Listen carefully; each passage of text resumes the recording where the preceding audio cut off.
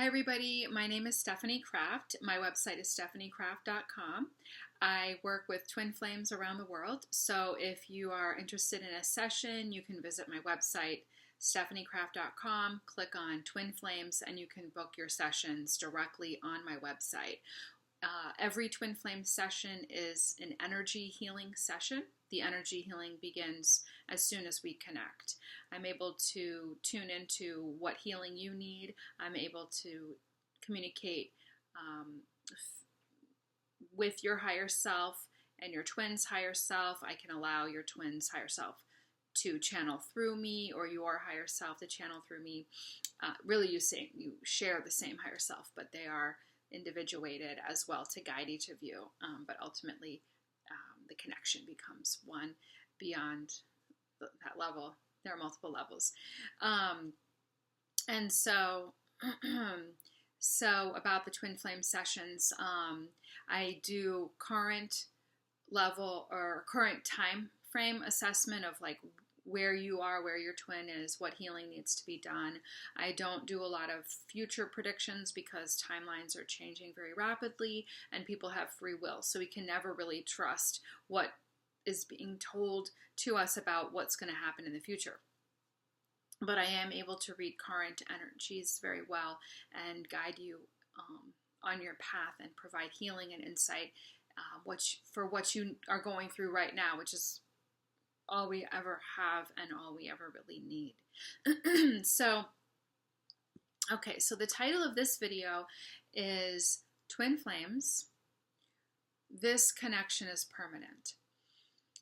So your twin flame is another aspect of your soul. You share the same oversoul. And so you're going through lifetimes together, concurrently alongside this one. So all of our lives are happening at the same time. You have had what we would call past lives with your twin. You are having a current lifetime with your twin, and you will be having what we would call future lifetimes with your twin. And not just here on Earth. You're having experiences together on the other side in a non-physical realm. You are having experiences on other planets, so on and on. So the fact is that you are eternally connected with this other aspect of your own soul. And so when you're living your life and you've met your twin and you go through periods of time which are periods of connection, periods of disconnection, you may think that, when there's a period of separation, you might think this is permanent and that it's over. Well, it's never over, and the disconnection is never permanent. Now, on an extreme level, or you could have a connection with your twin, and then you could become disconnected for the rest of this lifetime. I mean, it does happen, and it can happen. The disconnection is never real. The connection is always there, and the connection is permanent.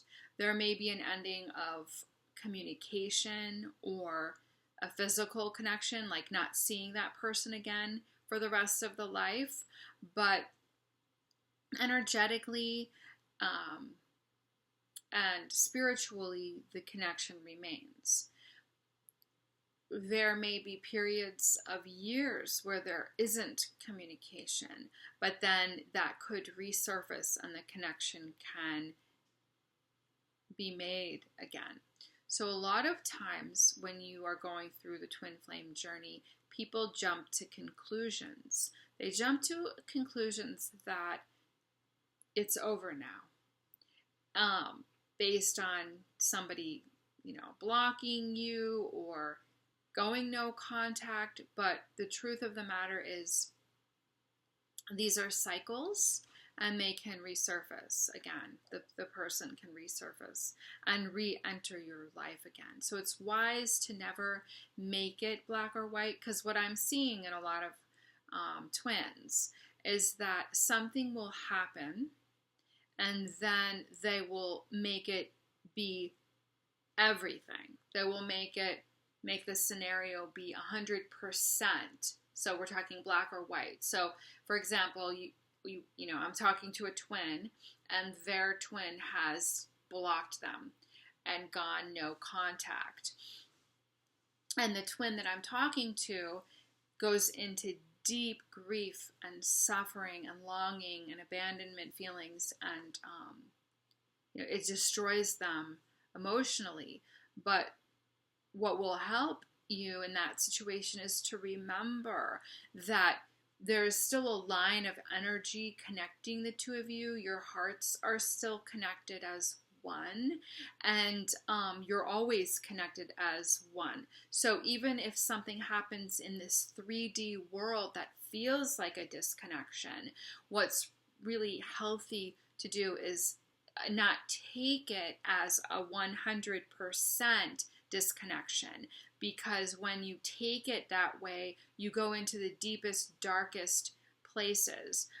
People become suicidal, and I want to help lift people up and out of that place and remind you this connection is permanent. They're not really gone. What's happening with the other person is that they've been highly triggered. And as you know, this is a highly triggering experience. So please open your heart, go into forgiveness and open-heartedness, and embrace that one with love. And be patient instead of taking it personally, taking it as an attack on you, or a complete rejection of you, or a complete abandonment of you. It's really not. You're actually doing a dance. So if you can view this as a very, very, very long dance, and the dance is over lifetimes. So we can look at it in this lifetime, it's a very long dance in this one lifetime, but we can broaden that scope and even understand that even what's happening within this lifetime is a longer dance that's happening across lifetimes simultaneously. So we don't really need to get into the quantum physics of our lives being simultaneous, but it's important to know this too, because as you're healing in this one, you're healing those other ones as well. We are in a time of healing. Feels like healing in totality. So what I mean by that is we've been playing this game of life through a massive time cycle, like a 25 or 26,000 year time cycle has just come to an end, and we're entering the golden age, the age of Aquarius, a brand new time cycle. So our entire Earth experience is shifting, and so at the very end of this closing of the dark ages, the what is it? I forget what age we were just in terms of sign. I know we're entering the age of Aquarius. I think we left the Piscean. Anyway, it doesn't matter. The point is that we are now closing that chapter. And so a lot of what we've experienced with our twin flame in past lives has been through that 25 point whatever 26,000 year cycle. And so we've built up a lot of pain. You could call it karma, but basically a lot of lessons learned. Extreme. I mean, we've all heard of stories where we've heard of that twin flames kill each other in lifetimes. And why do they kill each other? It's another part of them. It's because looking in that mirror can be so hard.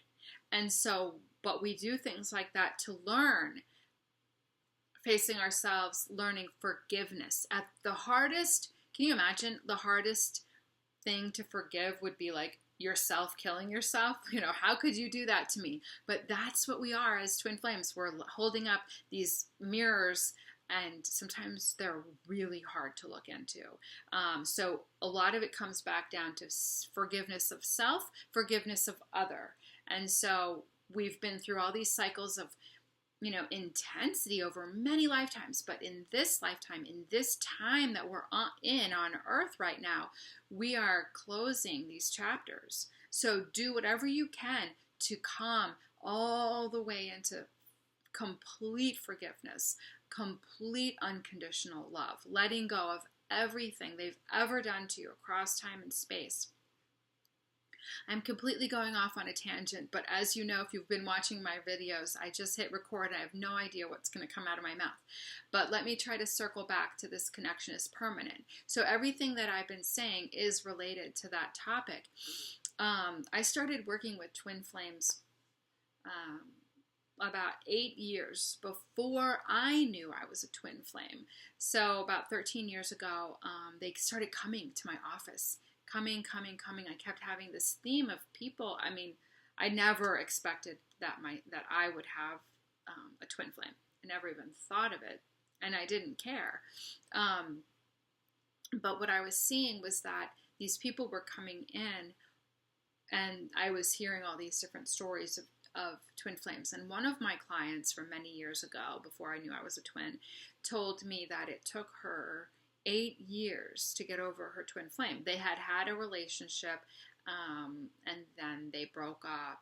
And she told me it took her 8 years to get over him, and that they ended up in the same city after they broke up, and she would know when he was in a certain building, and she wouldn't be able to go in there. You know what it feels like. Your whole body kind of gets triggered, and because of the intensity of that connection. So she would avoid, she'd have to kind of run away, and go away, hide, basically. And so she told me that she's not able to, find out about him by going online and just looking him up, because, she can, technically, but she prevents herself from doing it. It's been years. She told me it took her 8 years to get over him, but I had seen her as a client many, many years after that. And so even after so many years, she's sitting here telling me that it's a person that is that significant to her, that if she entertained the thought of kind of Googling him and finding out what he's up to these days, it would be too intense for her. It would disrupt her energy too much. So she has chosen over the years to completely avoid it and move on with her life. She's doing completely fine. But the example I'm giving you is to show you that it's not like another relationship where you end it, you break up, years go by, you're completely over that person, and it feels like done, But with a twin flame, it's like, it's permanent. And so it's a very long-term journey over many lifetimes. And yes, we have soulmates that serve in that way, but with a soulmate, these are members of our soul group, and we have many soul groups. We can be in more than one soul group. We have a lot of soulmates. And in the case of a soulmate, we might have a lifetime with a soulmate and then go into another lifetime, and they're not in that, and so on. Like sometimes they are, sometimes they aren't. They can change. It's not as permanent, and it's definitely not as intense. But when it comes to a twin flame, the reason I'm making this video to even just talk about the fact that they're permanent is that what I'm seeing in people is that they get into really, really deep places of grieving when they think it's over. And I want to remind you it's permanent. So can you just sort of enter the dance, be willing to be in the dance of permanency, so if you think about it like a man and a woman dancing, and the man swings the woman out and she twirls out, and she's a little bit away from the man, but they're still connected, right? They're still holding hands. And then she twirls herself back in, and they're much more closely connected. And this is, they're going along with the music, and they're going along with the dance. And so sometimes he swings her out and she's far out there, and sometimes she comes back in. So this is the dance that you're in. It's not going to end. He or she will come back. You're going to be weaving in and out of each other's lives and over lifetimes. And, there are some people out there who, may never see their twin again in this life, but it's nothing about it is over. So if you're trying to get over it and like end it and complete it and move on, the moving on part is good, but it kind of makes it easier to not go into the mode of ending, completion, it's over. It's more like just accept and be willing to know there's this other part of you living life simultaneously, and you might feel a connection sometimes, and you might get a sign, you might think about them, you might feel them with you. All of these kinds of energetic connections, emotional, energetic, mental, telepathy, dreams, these can be ongoing. They can become more dull and quiet for a while. They can come back full force. It's like the planets. So we have the planets in the solar system are constantly moving and revolving, and they're moving far out from each other, and then they're going to come right back around within each other's vicinity, and then they're going to come out again. So if you can look at this as planets that are doing this dance, if you can look at it like a dance, it will reduce your suffering. So don't look at it like black and white. Don't look at it like it's over now. Just look at it like, okay, we're in a phase. It's like waves of the ocean. This is a phase we're in, a dip. It's going to come back up. We're going to go back down. Even if you're not in communication, you're going to be feeling these shifts and changes along the way. So it's better to just ride the waves, accept that you're on a wave or a dance, and so it's kind of like you can't really stop the dance. If he's swinging you out like that, it's not like you can like stop it and like prevent yourself from the movement. Just go with the flow of it. Same if you're on a wave. If you just let yourself glide and be with it and accept where you are right now, just tell yourself, oh, here I am thinking about this person. Oh, here I am having a lot of dreams. Oh, here I am having a lot of higher self communication, telepathy. Instead of fighting it and resisting it, say, why can't I get over this person? Why can't I have a clean break? And so it's more about coming into acceptance that this is a permanent connection. It's not over. Okay. It's not over. It's going to continue. It's going to keep on continuing. But you can release them. I mean, you can be over that person for sure. You can be over it, move on with your life, but you're still going to have an awareness, and you're still going to remember that strong connection, and it's still going to be there with a thread of energy and heart-based connection, because that just doesn't go away. It's better to just accept it and go with the flow. So never say it's over. Never go really strong one way or the other, black or white. Just let yourself release, accept, and be easy on yourself with it. And this will help lift you up from those deep places of grief where I see so many people plummeting into when things happen. So things are going to happen along the way. So rather than plummeting into, he's never going to talk to me again, I'm never going to see him again, just remind yourself of this dance. This is just one part of it, one step in the dance. So I hope this is helpful. I love you so much. Blessings. I will see you soon.